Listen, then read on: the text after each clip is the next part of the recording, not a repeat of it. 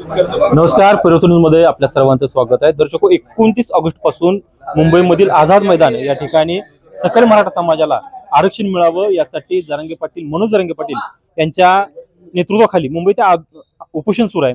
मात्र ते कालपासून उपोषण सुरू असताना महाराष्ट्रातून लाखो मराठा भाविक त्या ठिकाणी गेलेले आहेत. मात्र जे बांधव त्या ठिकाणी गेले त्या लोकांची अन्नपाण्याची गैरसोय होती अशा पद्धतीचा मेसेज सोशल मीडियावरती व्हायरल झाला आणि गावगाड्यातून जो काही समाज बांधव आहे, सकल मराठा समाज बांधव आहे, त्या समाज बांधवांनी आवाहन केलं की गावगाड्यातून जे काही चटणी भाकरी खरडा असेल तो गोळा करायचा आणि जे काही समाज बांधव आपल्या उपोषणाला मुंबईमध्ये पोहोचलेत त्यांच्यासाठी जी रसद पुरवायची आहे, अन्नसाठा पुरवायचा तो आता गावगाड्यातून चाललाय. म्हणजे गावगाड्यातली जे भाकरी असेल चटणी असेल आता मुंबईला जाणार.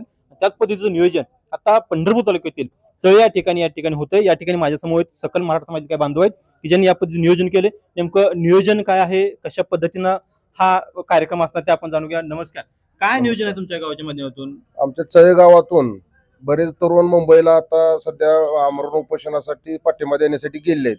परंतु 2 दिवस झालं बातम्या अशा कळतात की तिथं अन्नपाणी जरा दुकानंही बंद असल्यामुळं सोय होत नसून अशा बातम्या काय असतात. सर्व माता भगिनींनी आणि गावातील सर्व सगळ्या घटकातल्या लोकांनी, सर्व जाती धर्मातल्या लोकांनी आपल्या आपल्या परीनं सगळ्यांनी चटणी भाकर, काय बिस्किट पुडा असतील, काय पॅकिंग फूड असेल ते आणून इथं जमा केलंय. काय बांधव घेऊन मुंबईपर्यंत जाणार आहेत. परंतु प्रशासनाला माझी एकच विनंती आमच्या गावाच्या वतीनं की हे जे जेवण घेऊन जाणारं वाहन आहे ते सुरक्षितपणे तुम्ही त्या लोकांपर्यंत पोहोचवण्याची जबाबदारी ही शासनाने घ्यायची आहे आणि अशी आमची विनंती आहे. आणि आमचा सर्व समाजाचा छायाचा जरांगे पाटलाला पाठिंबा आहे.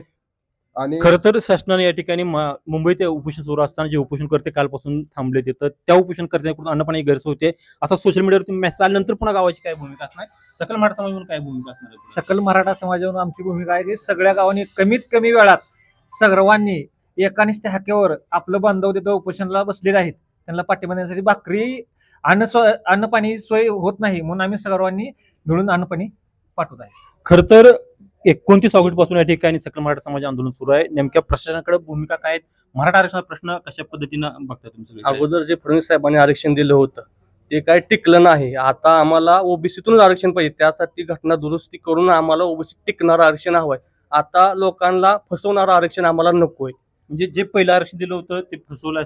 त्यांच्या समाजातील काय बांधव आहेत ते त्याला चॅलेंज करतात, कोर्टात पिटिशन दाखल करतात. तसं आम्हाला परत आमची फसवणूक नकोय. जरांगे पाटील जसं म्हणतात आम्हाला तसं ओबीसीतून आरक्षण पाहिजे. खरं तर सरकार आरक्षण दिलं असं वाटतंय, द्यायच लागतंय. या अगोदर सुद्धा मराठा समाजाने मुंबईपर्यंत आंदोलन केलं होतं, तोप सगळी वाहने गेली होती. मात्र मुंबईच्या विश्वर गेल्यानंतर आश्वासन मिळालं, तिथून पुन्हा मराठा समाज हा मुंबईमधून माघारी आला. आता मुंबईमध्ये पोहोचलाय. आता काल उपोषण सुरू आहे. आरक्षण मिळालं असं वाटतं? आरक्षण मिळणारच. पण जसं फडणवीस सांगते तर मी आरक्षण दिलं पण ती कोर्टात विरोधी पक्ष सरकारनं कोर्टात टिकवलं नाही. जसं फडणवीसनं केंद्रातून 5% आरक्षण मंजूर करून आणलं तसं मराठा आरक्षण केंद्रातून आणल्याशिवाय टिकणार नाही. केंद्रातून ते आरक्षण आणलं पाहिजे. खरं तर गावगाड्यामध्ये आपण पाहिलं गेलं तर राज्य लेवलला बघायला गेलं तर मराठा ओबीसी असं कुठं आंदोलनाचा एक वेगळा ते निर्माण केला जाणवतोय. मात्र गावगाड्यामध्ये तशा पद्धतीचं कुठं आहे का मराठा आणि ओबीसी? बिलकुल नाही. आता हा श्रीकांत पंडित हा ओबीसी आहे, माझा नाना ओबीसी आहे. विशेष करून तळ्यातील सगळ्या ओबीसीनी पहिल्या दिवसापासून हे आंदोलनाला पाठिंबा दिला.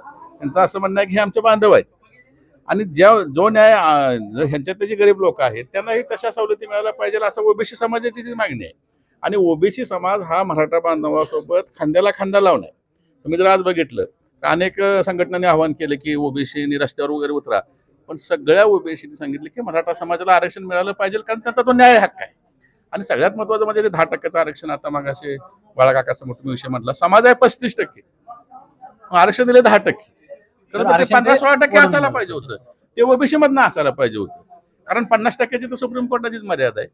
पण जोपर्यंत ते राजकारण आहे तोपर्यंत ते टेकवलं जाणार, पुन्हा काही दिवसांना ते पुन्हा घालवलं जाणार. सरकारनं कुठतर जे आंदोलन करते त्या आंदोलनकर्त्याला अन्नपाण्यापासून वंचित ठेवणं, त्यांचं अन्नपाणी बंद करणं हे सरकार म्हणून योग्य भूमिका आहे का मुख्यमंत्री? नाही, अजिबात नाही. काल मनोज दादाने सांगितल्याप्रमाणे हे सरकार जे आहे ते इंग्रजापेक्षा वाईट वागणूक या मराठा समाजातील आंदोलकांना देत आहे.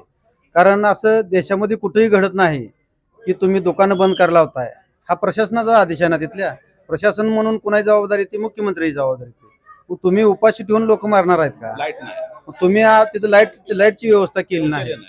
एक सरकार म्हणून तुम्हाला मायबाप म्हणून तुमच्याकडे बघितलं जातं. तर मायबाप म्हणून जर तुम्ही तुमच्या लेकरांना आणि मराठा समाजाला जर उपाशी मारत असला तर याच्यापेक्षा वाईट कृत्य इंग्रजांनी सुद्धा केलं नाही. अशी सरकार भावना- म्हणून त्या ठिकाणी वाईट भूमिका करते.